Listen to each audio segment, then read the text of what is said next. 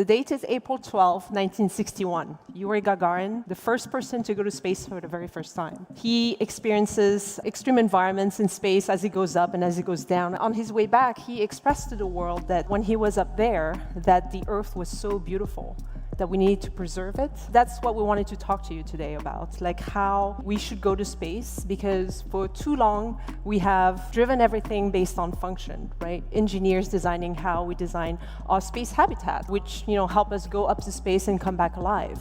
But we live in an era where we have to think a little bit beyond that, especially if the future of space is going to include the rest of us. So one idea that we wanted to think about is, how should space feel like? So right now, when you look at the International Space Station, there's a crazy accumulation of tools and equipment around, and it's like cognitively overwhelming for people to live in this environment. On top of that, from a sensory experience, it's extremely loud in this environment. And so the idea that we want to put on this table here is, how do we make a place like space feel like home? And the reason why home is so important as a place to look into is because it's so different from how we design space right now. So why is home so important? Home is the place where we can be vulnerable. Home is the place that is familiar.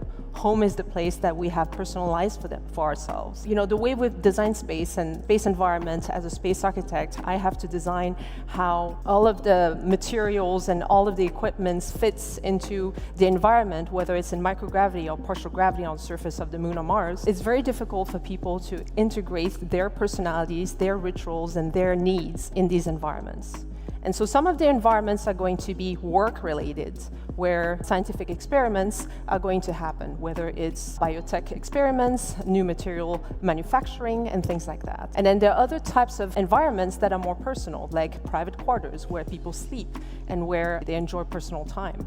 One of the favorite parts of a space station or a crew transfer module area is typically a window, where people can spend hours looking at the Earth and how beautiful she is. The reason why we go to space is really for caring for Earth. We talked to you about how to design a space station in a way that's very responsible towards humans, and make sure that we are supported sensorily and personally, but our home is also Earth. So as we go to space and we look back at our beautiful home, we want to make sure that every ounce of technological advancement, of connection, of discovery, of innovation that we find up there is for the benefit of each and every one of us.